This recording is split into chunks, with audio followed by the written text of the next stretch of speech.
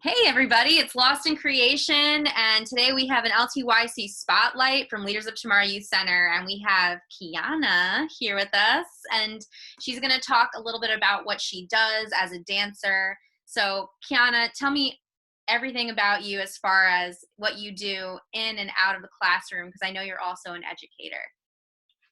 All right. Hello, everybody. I am Kiana, like she said. So I've been dancing all of my life. My mom always tells me a story about how I used to dance in my high chair. Um, and I literally haven't stopped since then. I went to college, Howard University, HU, the greatest university for dance. um, so I got my bachelor's in fine arts with a concentration in theater arts dance. And from there, I came back home to Baltimore and I started teaching everywhere. So I work with LTYC, I work in Baltimore City Public Schools as well as two dance studios, Baltimore Dance Tech, which is where I train, and then Studio A.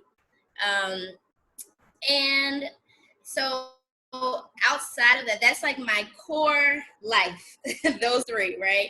And then outside of that, I do a lot of gigs. So people hire me to choreograph for weddings, choreograph for dance teams. I just recently did Stirring the Waters Across America, which is a touring production. We're on halt right now, obviously, because of what's going on. No. But it is a touring production about the civil rights movement. And so I am the choreographer for that as well as a dancer. Is it loud in the background?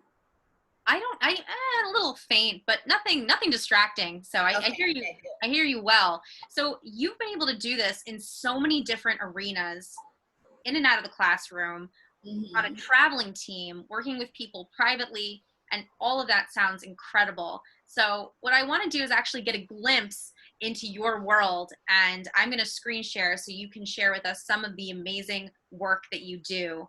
And Okay. yeah, if you can do that right now, all right, let's do it. Cool, cool. Okay, I'll just start with my website because I actually just re-released it earlier this week. So it's updated, which is great. Look at that. uh, Quarantine lending itself to doing absolutely. some creative things. Okay, here we are. Can you see it? Yes, I see a really beautiful photo of Thank you. So, that is my main thing. Dance is my main thing, but I call myself an entrepreneur because I really get into everything. Anything that I like, I kind of will try, and if it sticks, then I'll keep going.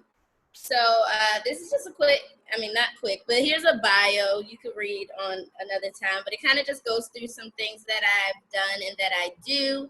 In bold, you'll see I started my own dance company, and then you see some productions that I worked in. I'm also a co-founder of the organization Brilliance in Black. We host the Baltimore Black Wall Street Festival, and this summer I will be releasing a book, ABC Dance Like Me. wow. Yeah, I'm super excited about it. I haven't really talked about it much because I'm just waiting. But yeah, it's Right. a youth activity book about dancers. So I'm super excited about that. I sell shea butter. Look at you with different art forms here. Absolutely. I'm like so artsy. I just love trying things. So I'll try it and then I'll be like, you know what? Let's see how it sells. So you can get into more pictures and things like that, and then link to my organization, Brilliance in Black. So, Kiana, I have to ask, what have you been most proud of so far in your career?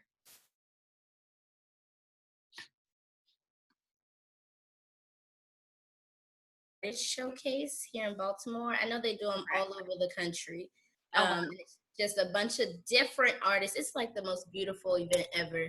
So many different artists, different art forms. You have performing artists, you have visual, just everybody. And you have to invite a bunch of people. I think it's like a minimum of 20 tickets you have to sell.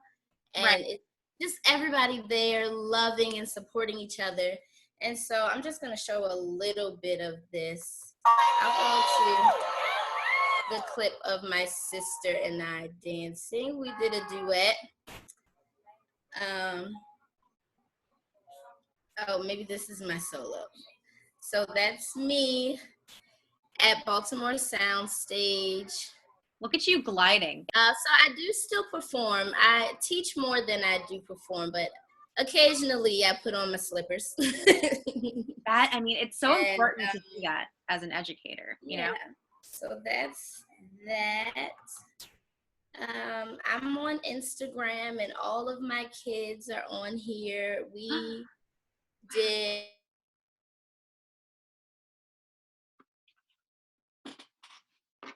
See some of this and a lot of some of their work. That's very amazing. This was their African dance that they did. It's been so fun teaching in Baltimore City. My girls and boys, I have a few boys, are just a lot of fun and they really enjoy it. Yeah, so here's a little clip of them jamming. Oh, I see it.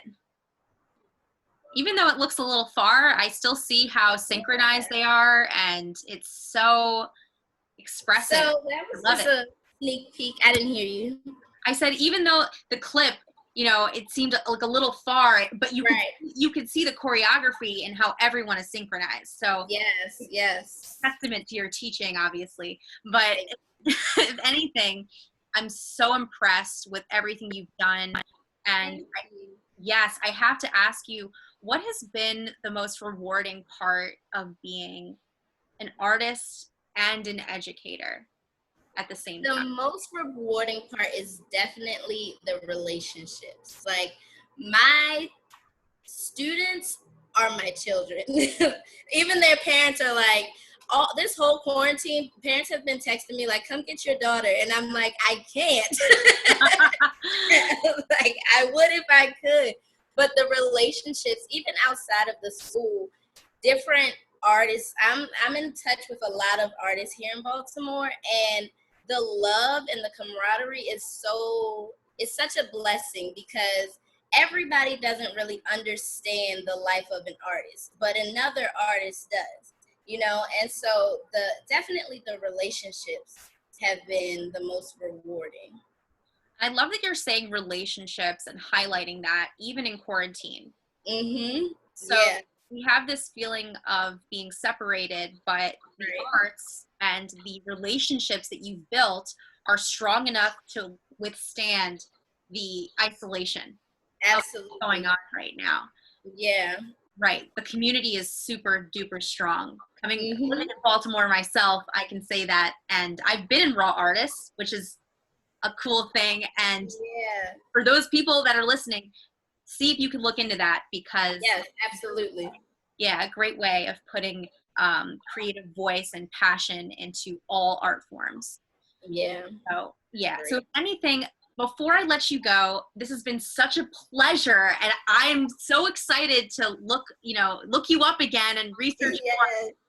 But if you had to say one message to either your students or fellow artists who are trying to stay passionate about what they do, what are some words of wisdom that you have for them?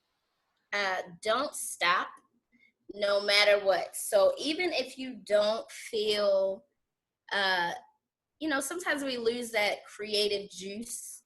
Right. But find a way to create, even if it's not your normal thing that you do, because you can find inspiration in it, So like, I just got 2 new books. I love reading. I got 2 new books from Baltimore artists, actually.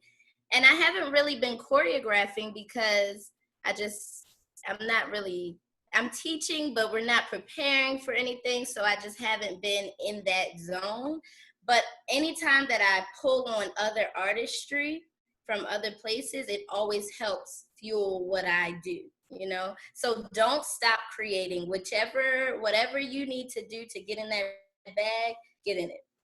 That is so empowering. And, you know, it's so true. A lot of the time, people don't realize that the breaks are just as important as being on the stage.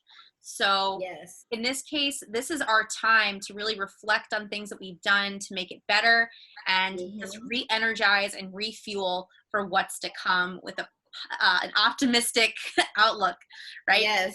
So, thank you again, Kiana, for being on LTYC Spotlight. It's been a joy. And I can't wait to see more of you, especially post-quarantine. Yes. Thank you. Thank you. Have a great day. See you too.